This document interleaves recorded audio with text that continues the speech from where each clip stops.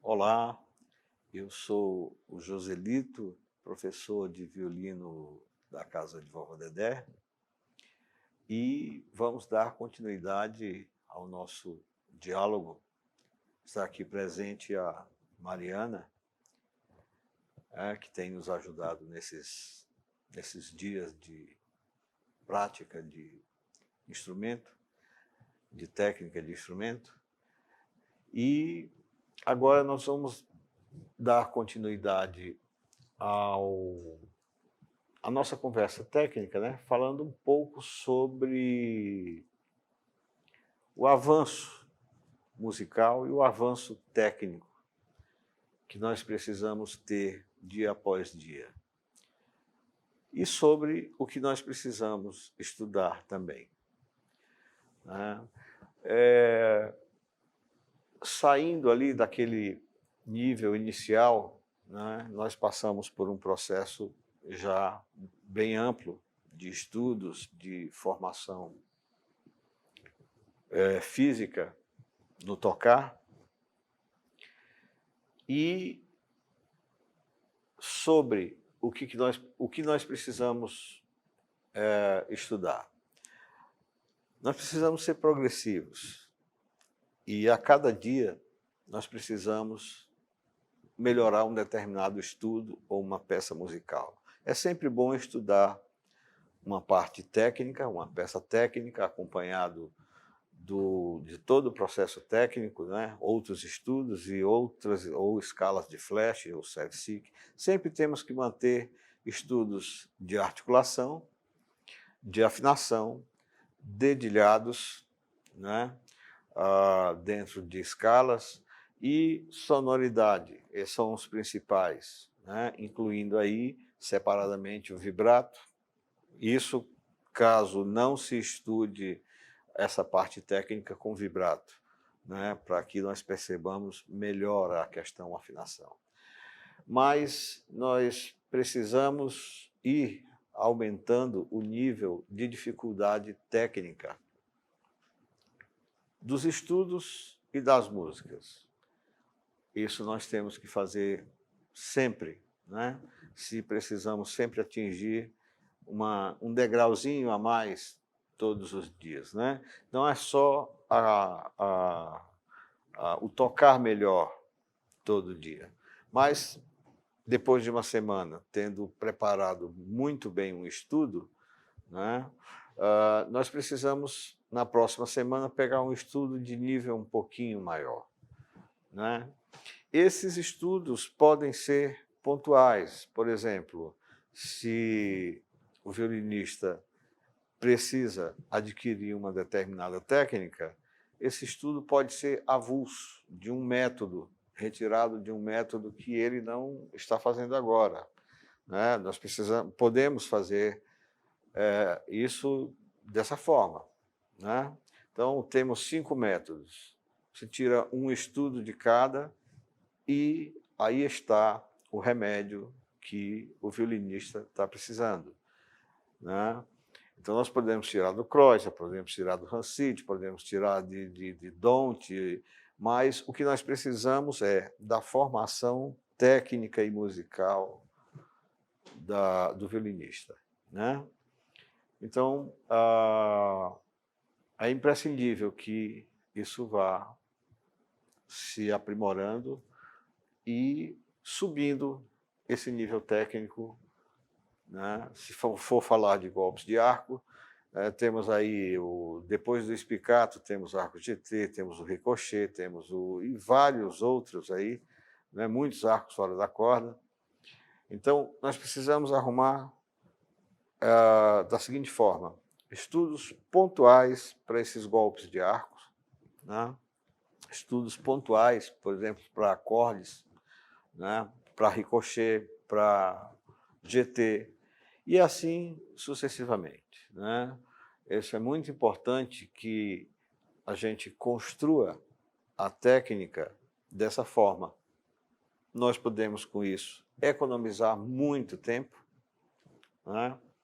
fazendo com que o violinista possa adquirir a toda essa base técnica num espaço menor de tempo. E falando das músicas, a mesma coisa, né? Nós podemos falar de, por exemplo, iniciar com o barroco, lógico, né? Muito bom iniciar com o barroco, né? Para aprender a tocar o período barroco, né? Só que anterior a eles, ao barroco, existem ainda outros períodos, né? Também de muita música boa, né? Por exemplo, eu gostaria de citar pelo menos Franz Biber, né? As sonatas representativas, que, de certa forma, já naquela época existia uma dificuldade técnica realmente considerável, né? Eu gosto sempre de associar Franz Biber a Bach. Eu acredito que tem alguma coisa aí que os dois têm alguma proximidade, né?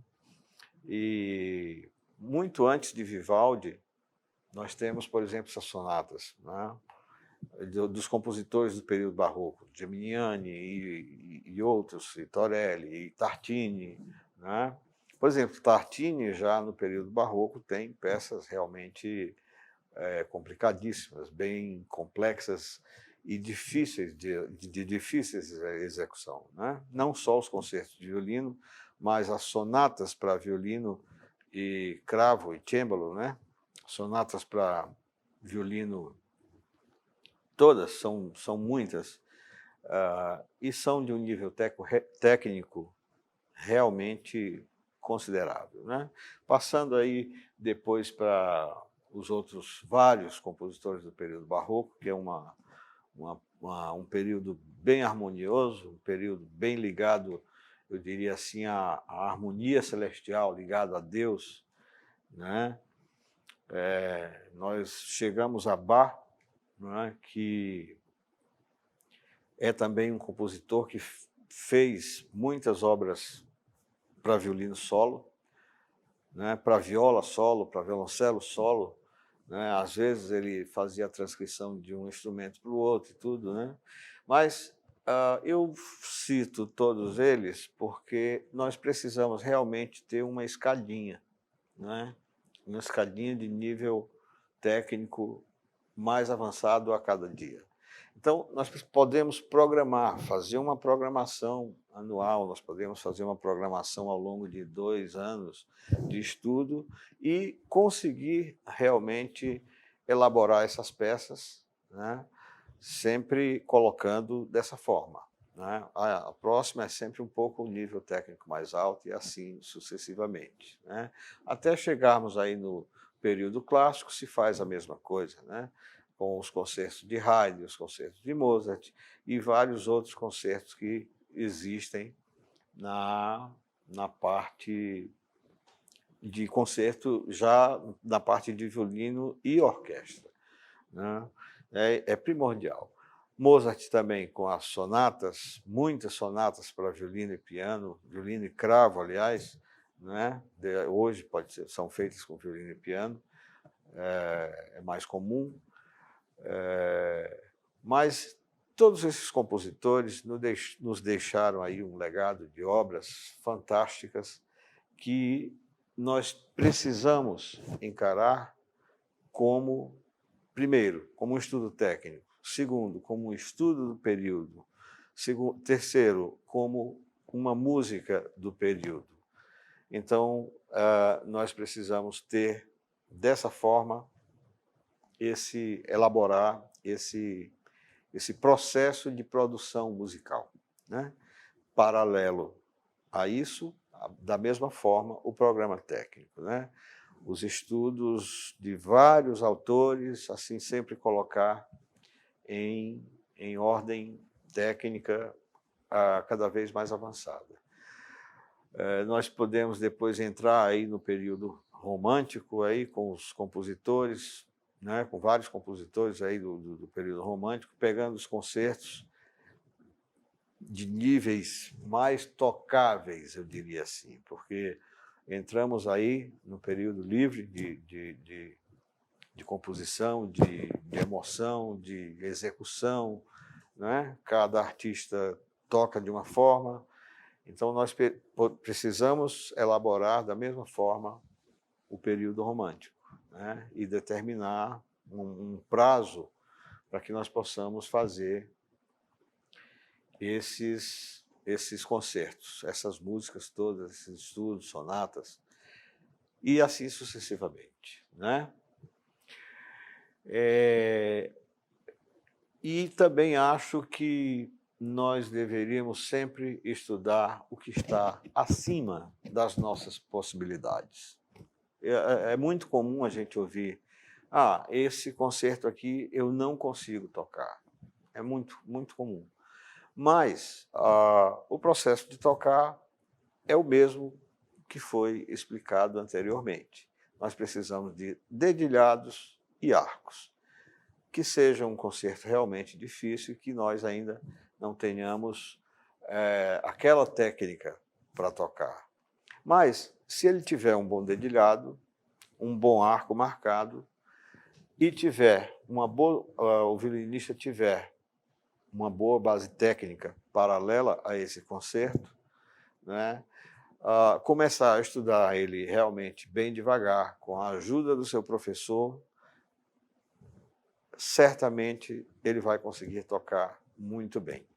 Inclui aí saber a história do compositor, a história do período, não só ali aquela informação pontual, mas a compreensão do período inteiro, né? Quais os compositores que estavam dentro de cada período. E assim nós podemos ter uma visão, adquirir uma visão mais ampla do tocar, do ser violinista, né? Do que nós precisamos realmente fazer para ter dignidade no tocar. Um próximo assunto que é muito importante, realmente muito importante. Hoje nós temos com facilidade aí muitos dispositivos de gravações. Hoje nós podemos fazer isso com o celular. Imagine, pensar nisso há 10, 15 anos atrás, impossível, né? Nós tínhamos aí, na época do gravador ali, do cassete e algumas outras formas de gravação realmente, né, funcionavam, mas hoje tudo está muito mais avançado. Então, por exemplo, se nós conseguimos identificar alguém tocando no palco, por exemplo, nós conseguimos identificar se ele realmente trocou uma nota ou se ele desafinou apenas uma notinha. O nosso ouvido percebe e o nosso ouvido realmente acusa aquela nota, uma só, no meio de milhares, né? Então, uma coisa realmente importante, um fato realmente importante para nós que tocamos é gravar o nosso próprio estudo, né? E depois assistir, que é a parte, eu diria às vezes, que é até mais engraçada de todo esse trabalho, porque enquanto tocamos, nós ouvimos alguma coisa. Enquanto estamos ali nos deliciando com um concerto, com uma peça, com um estudo, nós estamos realmente nos deleitando com isso, né? E aí, quando escutamos, por exemplo, a gravação, aí nós vamos perceber que faltou afinação em determinado trecho, que o som está ruim em determinado trecho, que a articulação não está boa em determinado trecho, que a questão mão esquerda não condiz ali o dedilhado, o timbre sonoro, não condiz com a realidade da época ou do período. E aí nós vamos descobrir uma série de coisas que nós fazemos, às vezes, sem perceber, né? É é realmente importante que possamos fazer um trabalho como esse. Ou seja, nós podemos ser também professores, nós podemos ser os nossos professores também, né? Eu não estou dizendo para largar o professor oficial, mas nós temos senso crítico, né? Todos nós temos senso crítico, e como estamos acostumados a lidar com som, com sonoridades, de várias formas, né? Com afinação, com a questão arco, com o tocar. Hoje nós temos ótimas referências aí na internet. Antigamente que eu digo, até o ano 2000, por exemplo, se você queria ver um grande artista, talvez você tivesse que ir para São Paulo, ou para o Rio, ou para Nova York, ou para uma outra cidade, para um centro musical muito avançado. Hoje não, nós temos isso na palma da mão. É só ligar a internet que nós podemos ver os melhores violinistas do mundo aí, às vezes em tempo real, né? O concerto ao vivo, tem live, tem tudo, né? Então, a nossa referência hoje muda para um nível realmente muito mais aguçado. Então, nós temos que ter como parâmetro esses grandes artistas que atuam aí nos diversos centros musicais aí espalhados pelo mundo, né? E, de certa forma, guardadas as proporções, é claro, nós devemos exigir de nós mesmos um parâmetro assim, um parâmetro de afinação, um parâmetro de arco, um parâmetro de conceitos, de tudo. Nós devemos realmente procurar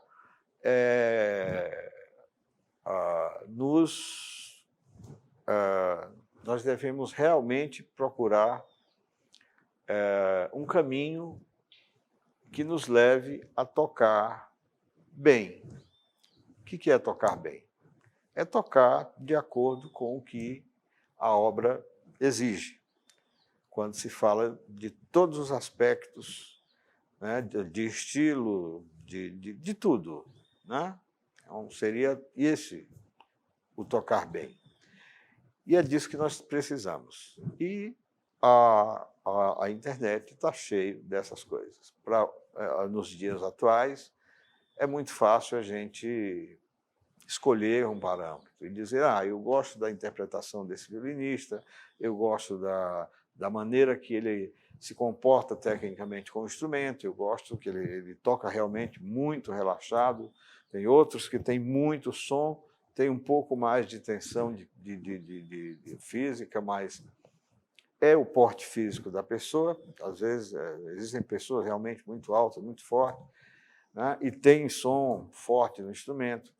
Então, assim, nós podemos analisar muito bem, tecnicamente, todas essas pessoas, todos esses grandes artistas que estão aí expostos hoje com muita facilidade.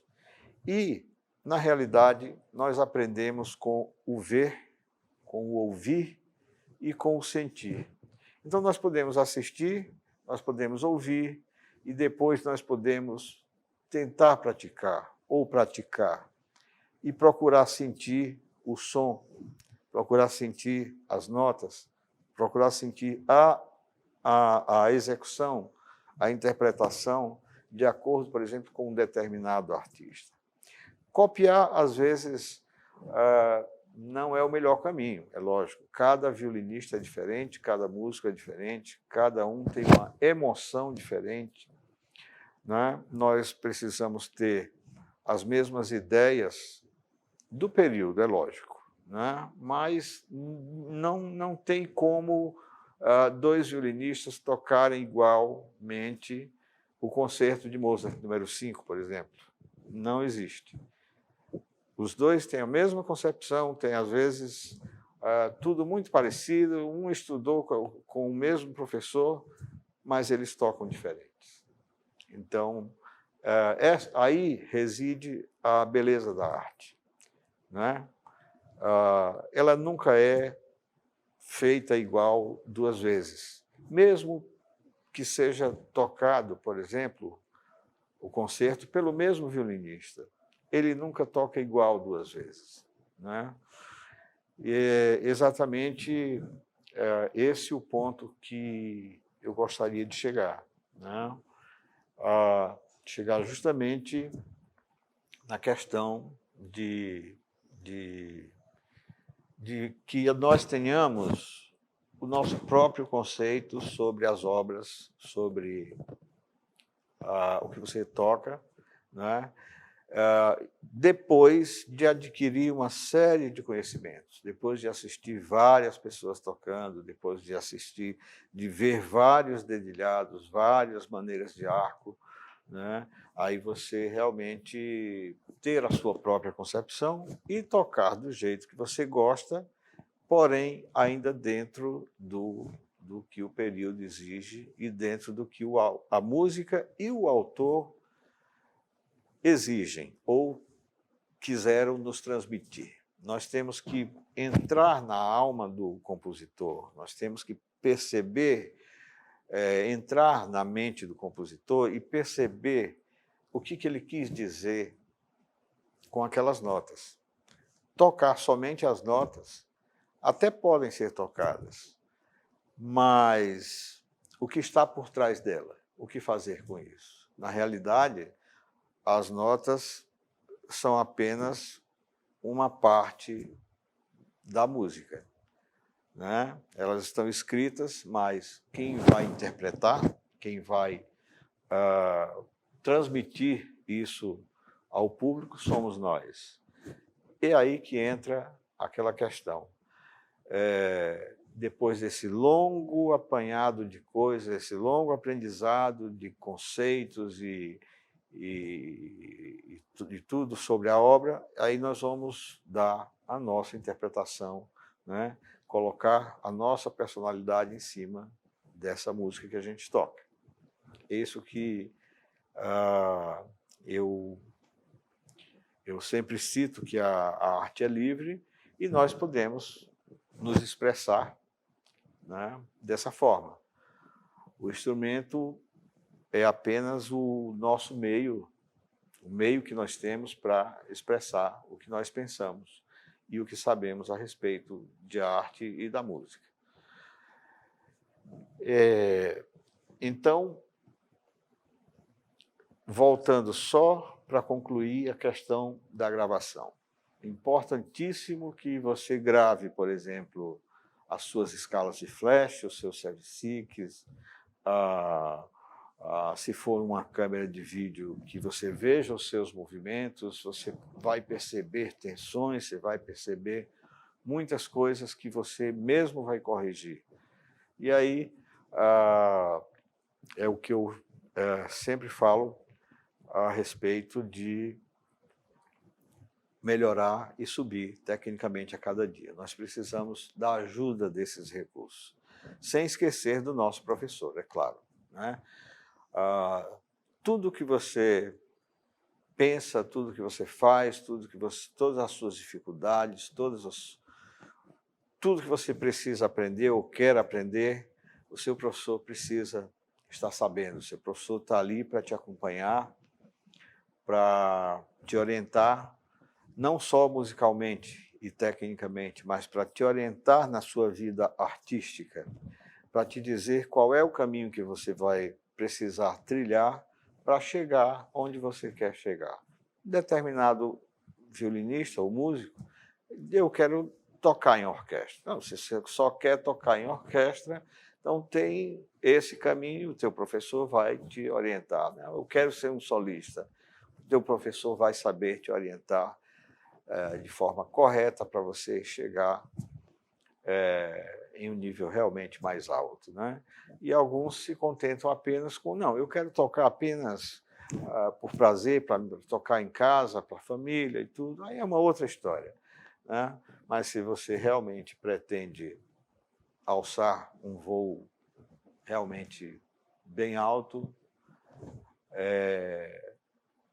conte sempre com o seu professor, e principalmente com a sua força de vontade e coragem para chegar até lá.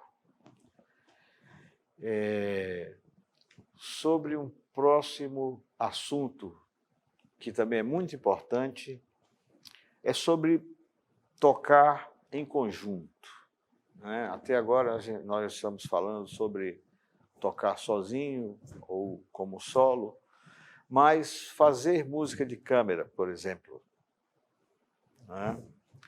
Isso é da maior importância para todo músico, não só na área das cordas, mas em todas as áreas, sopros, que seja, inclusive até percussão e outros instrumentos, todos precisam fazer música de câmara.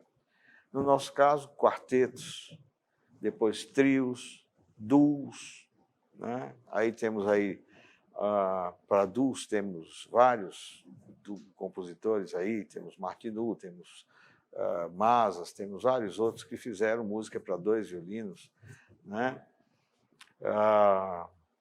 E para trios, então, nem se fala, o repertório é vastíssimo, temos trios mais simples e temos realmente trios aí dos vários períodos realmente fantásticos. O próprio Vivaldi já fazia isso, e os compositores, alguns antes, também já faziam trio para violino contínuo e um cembalo, né, que pode ser executado também hoje com o violoncelo e o piano, né, os grupos barrocos, sonatas a due, enfim. Os trios, então, de todos os períodos, eles existem aí aos milhares, então nunca vai faltar o que tocar, né?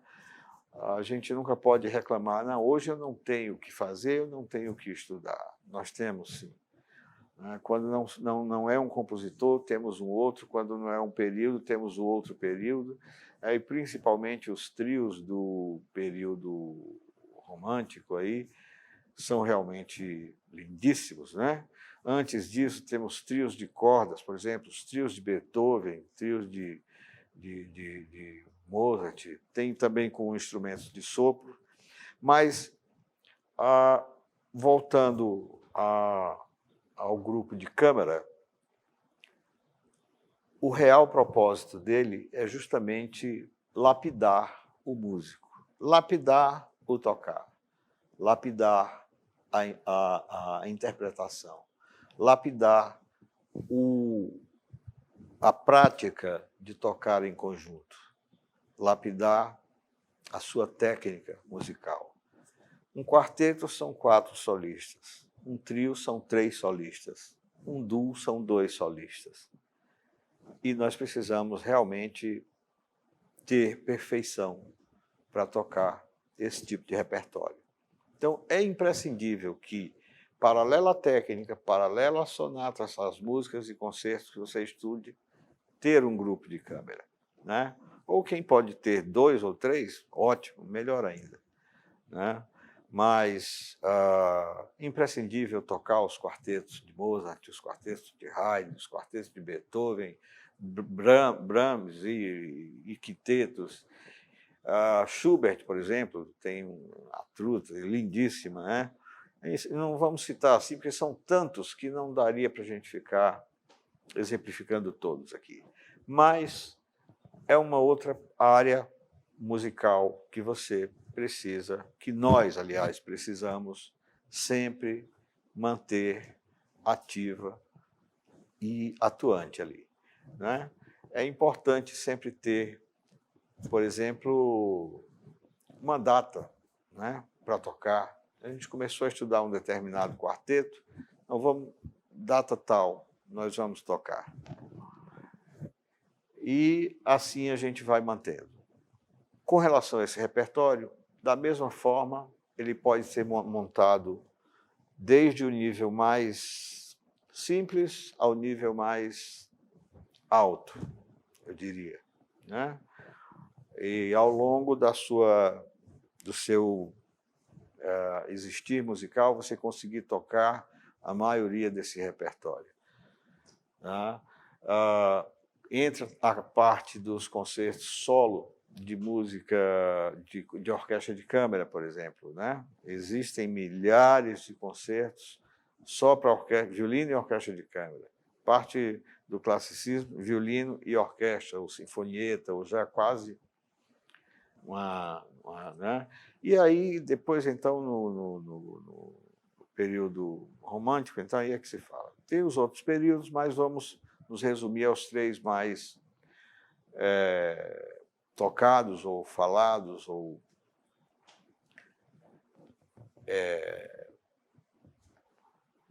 Bom, sobre um próximo assunto, né? É bem importante ter uma responsabilidade musical, técnica, tanto no âmbito dos duos, dos trios, dos quartetos, como do seu estudo individual e do seu estudo técnico, né? É importante você manter um programa semanal, quinzenal ou mensal, né? Para você ter sempre uma subida, né? Ser sempre uma subida. E nós podemos avaliar tudo isso, como já dissemos antes, gravando todo esse repertório, né? É bem necessário que isso seja feito assim.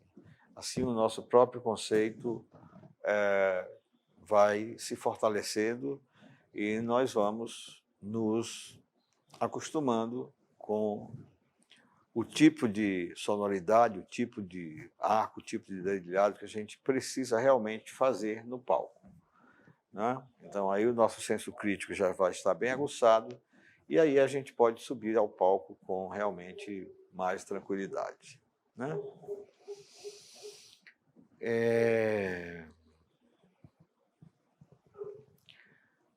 Sobre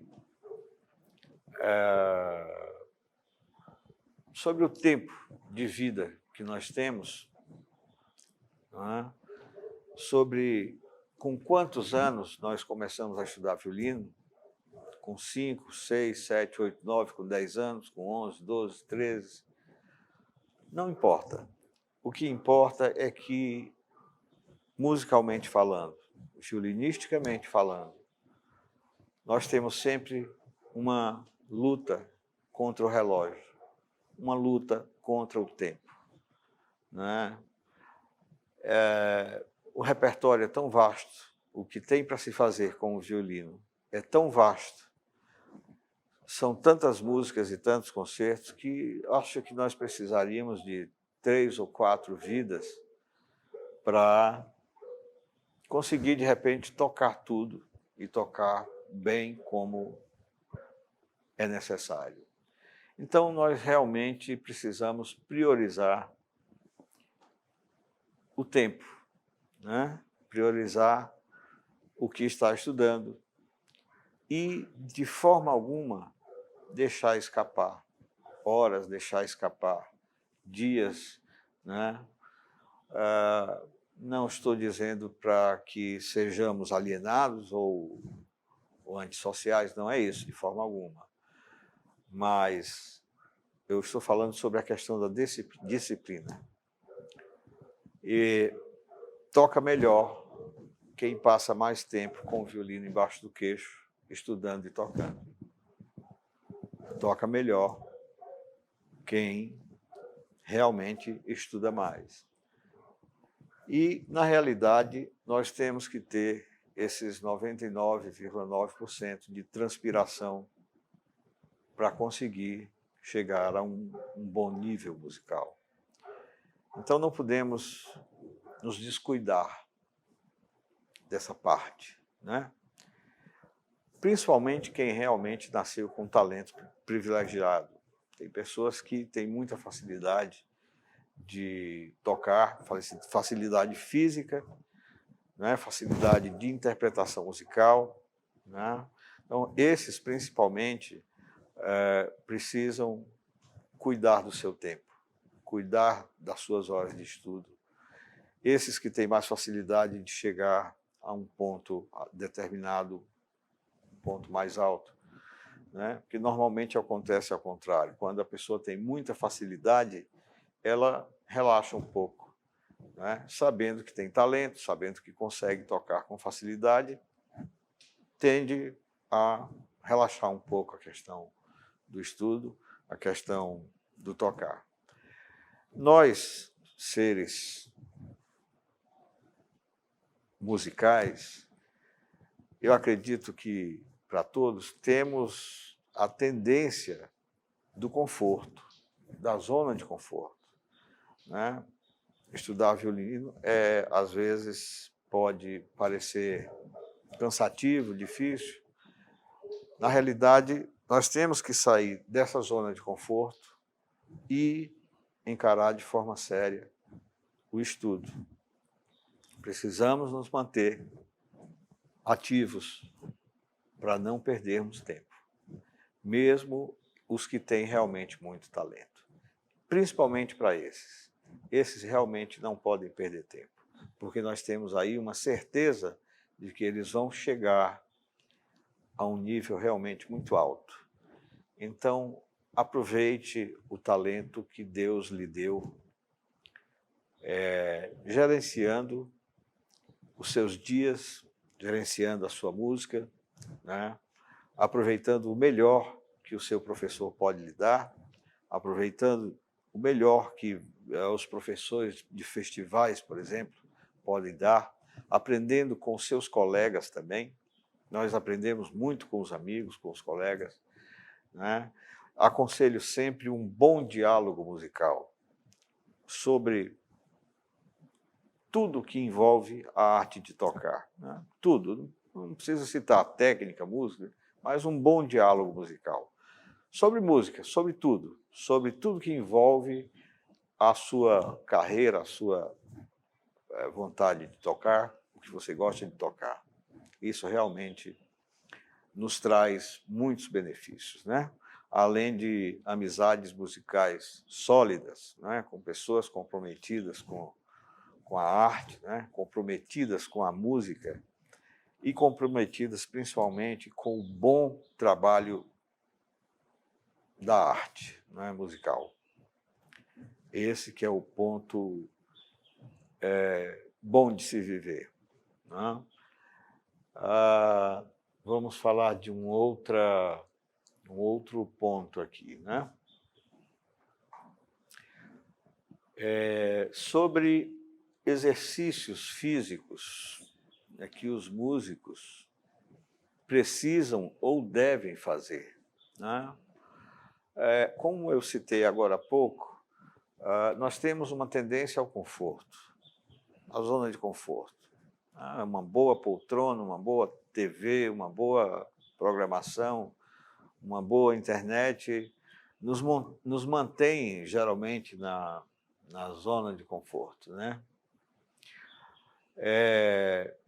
E, com isso, o tocar vai caindo, né? O estudo vai deixando de ser praticado.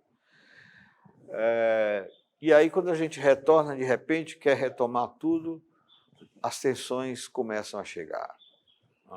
Então, assim, nós precisamos cuidar dessa parte também. Nós precisamos de musculatura, o tempo todo, movimento repetitivo. Então, nós precisamos manter o nosso corpo físico em dia, né? Para que não tenhamos problemas de saúde no futuro, problemas com relações a articulações ou movimentos repetitivos. Imagine que em computador até isso é possível, uma tendinite, alguma coisa do tipo. Então, o que podemos dizer, então, de um instrumento musical, né? Que ele tem um certo peso, precisa-se de muitas horas de estudo, né? E não temos ali uma atividade física correta. Então, essa questão de uma academia, ou um pilates, ou o que for, a respeito de exercícios físicos. Nós precisamos nos manter fisicamente saudáveis, né, para poder tocar. E aguentar a tocar durante mais tempo, por exemplo, durante o dia, né? Uma boa academia, exageros à parte, sem precisar muito peso, não é necessário ficar musculoso, muito forte, não, mas manter a musculatura saudável, manter-se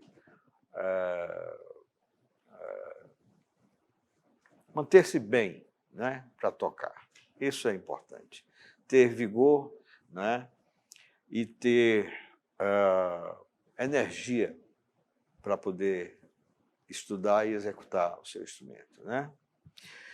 Eu gostaria de apresentar aqui alguns métodos, né? Alguns que eu tenho aí guardado há muito tempo. Eu sou ainda do tempo do papel.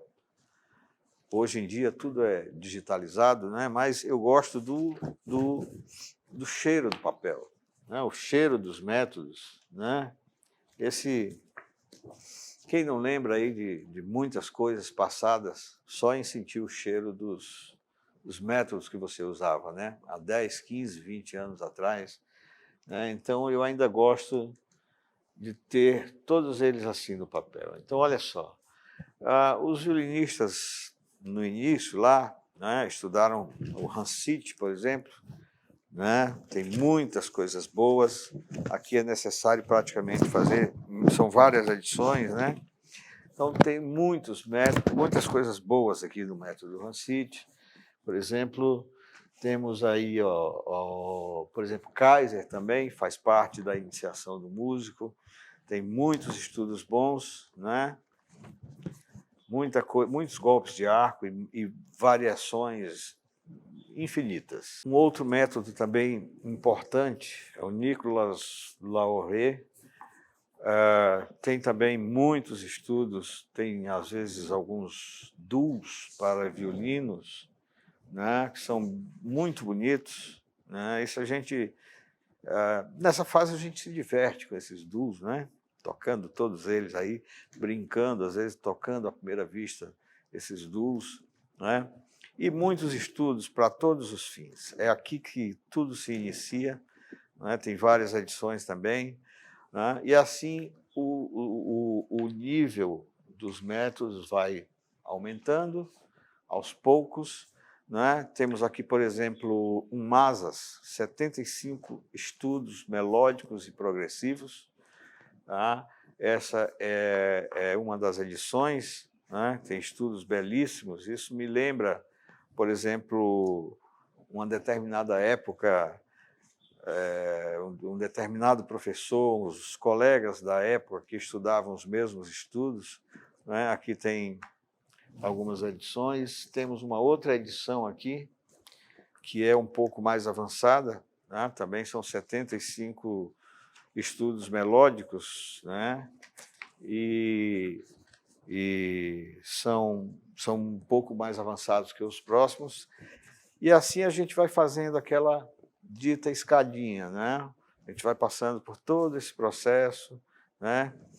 E o cheirinho do papel, que nos faz lembrar muita coisa aí para trás, os professores e tudo. Esse aqui é uma edição coreana, esse aqui eu comprei em Seul, né? Mas eu guardo com todo carinho o antigo, né? Ele já está tão velhinho que eu guardo ele muito bem guardado para não se deteriorar. Aí comprei uma edição nova apenas para ter aqui comigo, para fazer cópias para isso, né? Mas eu ainda tenho a primeira edição do Masas que eu usei.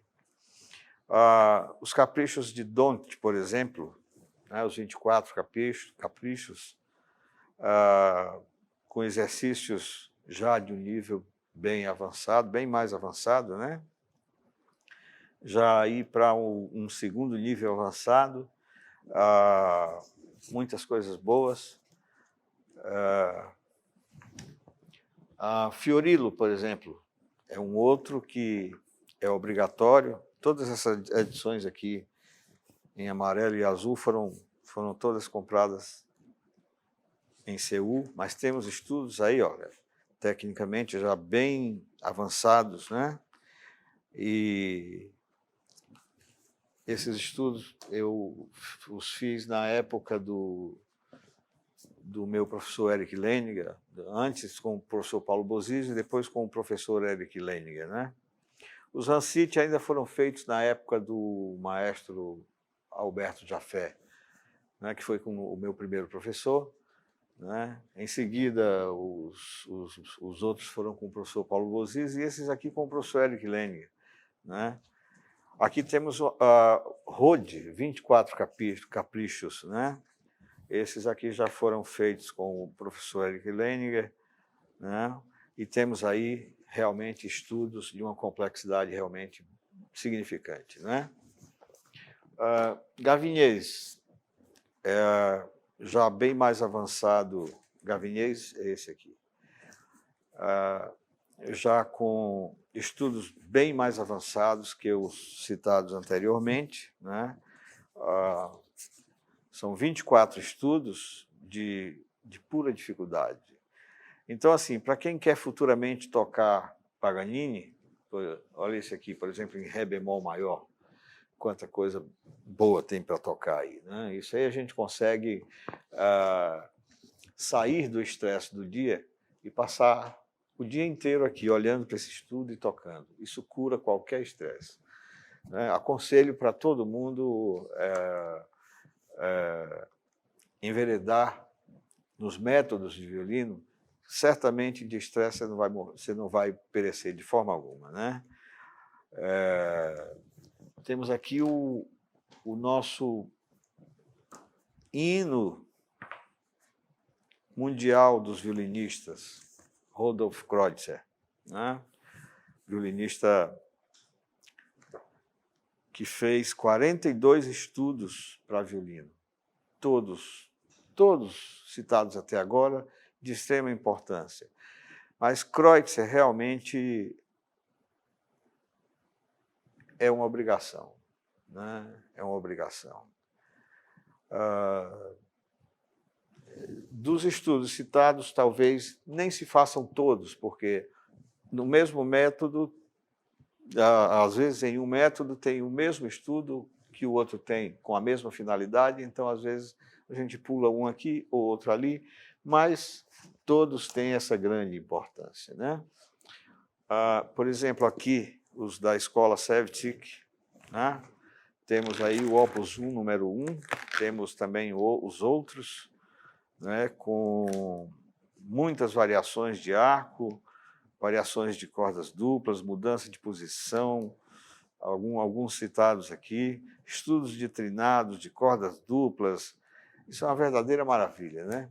Para a gente sair desse cotidiano, sair dessa vida que nos traz, às vezes, muitos espinhos. Não existe nada mais prazeroso do que a gente ter a companhia desses métodos, desses estudos do violino e dessa cadeira aqui. Eu sempre digo para os violinistas que estão comigo ou com quem eu encontro assim e me perguntam alguma coisa, eu sempre digo, olha, nunca troque a sua cadeira, a sua estante com a sua partitura e o seu violino. Nunca troque isso por nada, porque aí está o seu sonho, aí está a sua vida, e aí está o seu futuro, e aí está a sua trajetória aqui na Terra. E é assim que você vai deixar a sua marca aqui, né? Só vou citar mais um aqui, muito importante, esse eu tenho apenas uma cópia dele, né? Esse método é o Gustav Havemann, né? Isso foi um presente do meu professor Eric Leininger. Esse presente aqui deve ter quantos anos? Não sei, acho que mais de 30 anos, eu não sei. Mas eu tenho aqui ele muito bem guardado. eu fiz uma cópia quando preciso tocar, eu toco com a cópia, mas deixo esse aqui realmente guardado.